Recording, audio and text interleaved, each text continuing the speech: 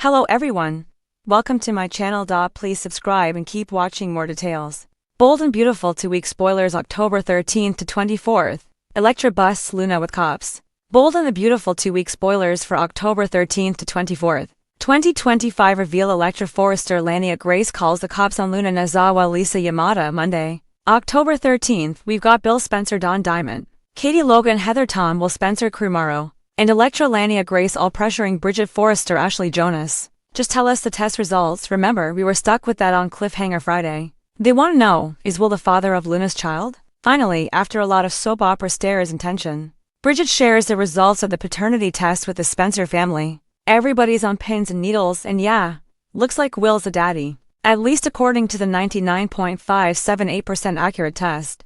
Chief Baker shows up at Bill's house to place Luna under arrest. Guess who called the cops? Reportedly, it was Electra, and good for her. Baker says, Luna Nozawa, you were under arrest, as Electra stands there and smirks. I'd be stunned if Bill doesn't get Luna back out on house arrest though. Just for the length of her pregnancy. It shouldn't be allowed because she's clearly a repeat offender, but it's Dollar Bill. I just don't think he's going to have her spend an entire pregnancy behind bars. We'll see how it goes. Tuesday, October 14th. Deacon Sharp Sean Kanan goes to get some help for his marriage. He's not looking for marriage counseling with him and Sheila Carter Kimberlyn Brown. I don't know if Deacon's looking for a way to break things off with Sheila, or a way to just accept the fact that he married pure evil. But Taylor Hayes Rebecca Buttig is officially his therapist. And this is rubbing Sheila all kinds of the wrong way. Sheila is eavesdropping this week as Deacon tells Taylor he wants to keep seeing her, and she says she's always there for him. Deacon says he doesn't know what to do and says, I need you to help me, Taylor.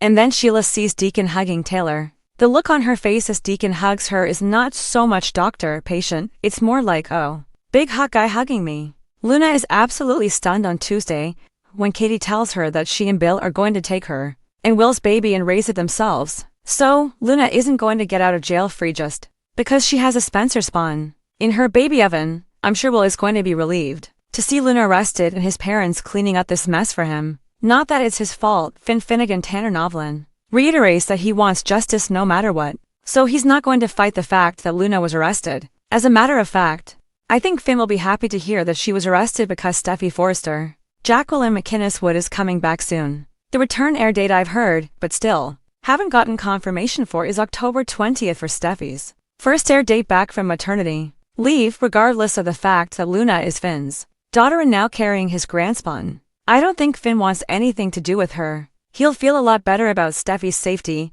and his kids' safety when Luna's behind bars. Wednesday, October 15th. Brooke Logan Catherine Kelly Lang opens up to Rich Forrester Torsten K. She's telling him how happy she is in there.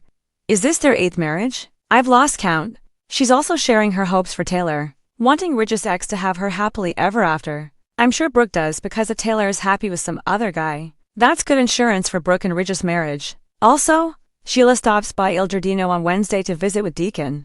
Desperate to put her marriage back together, Sheila wants to make things right and is pleading with Deacon, please come home. I need my husband. However, she's betrayed him and shown that Luna, despite being a double murderer, is more important to her than her own husband. This is an impasse. I don't think she's ever not going to care about Luna, and he's not ever going to forget that she murdered his friends. Deacon and Taylor start their therapy sessions, and it feels like the start of something for them. Rich might hate it, but I think Brooke will be cheering them on. Their smoosh name should be Taken or Taken. Taken might be good because they'd be taken with each other. Thursday, October 16th. Dick Sharp Harrison Cohn is very concerned about Deacon's heartache over Sheila betraying him. Dick opens up to his sister, Hope Logan Annika Noel, about what their dad is going through. I wonder if Hope's going to find out Luna is alive from Dick because I don't think she's heard yet.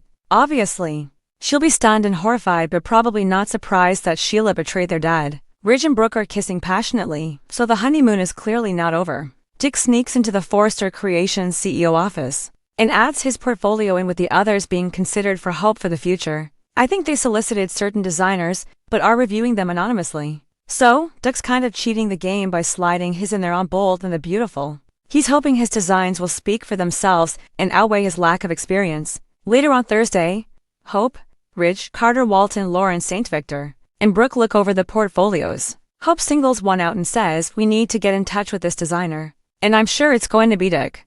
Bold and the Beautiful.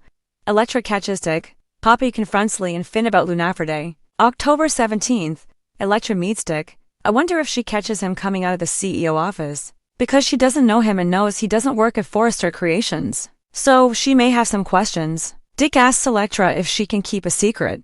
And he says he anonymously put his portfolio in with the others. I'm sure he's going to tell her he's Hope's brother. And she thinks that's cool. Plenty of family around the office. As long as Remy Price's Christian Weissman name doesn't come up, everything's going to be fine, at least for now. Will struggles with the trauma of what Luna has done to him, wondering why she picked him out. Obviously, it's because he's Bill's son who's age-appropriate. She probably might have done better with Liam Spencer, Scott Clifton. Poppy Nazawa, Romy Park. Meets with Lee Finnegan, Naomi Matsuda, and Finn wants to know what's going on. Finn tells her it's Luna. He tells her their daughter is alive. Poppy's jaw drops. She's upset and says, I can't believe that little B-word is alive. Lee and Finn are shocked at Poppy's attitude, but they shouldn't be.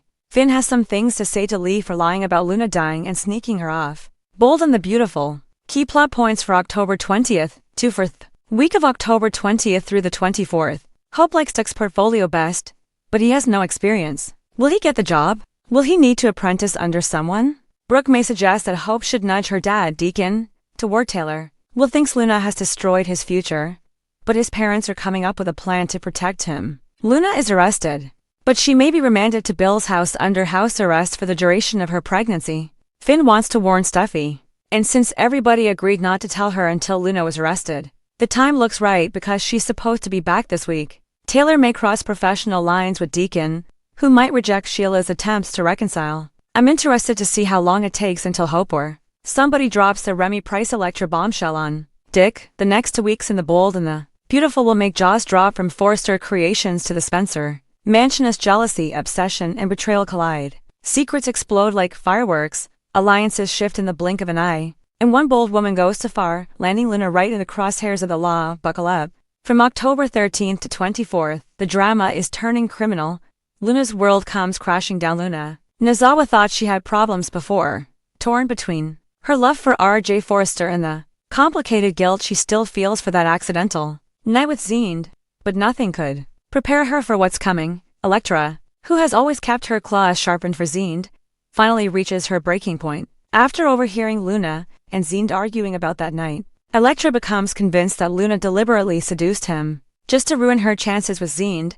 Fueled by jealousy and months of pent-up rage, Electra starts digging, and boy, does she find dirt. Rumors around Forrester Creations have long whispered that Luna's mother, Poppy, once used questionable substances in her wild days. Electra takes a whisper and turns it into a weapon. She corners a nervous production assistant, who vaguely remembers hearing Luna mention taking something that night, and Electra twists the story. By week's end, Electra marches into the Forrester showroom with fire in her eyes, phone in hand, documenting for social media. Luna Nazawa drugged Zend Forrester, and I have proof. I'm not letting her get away with it.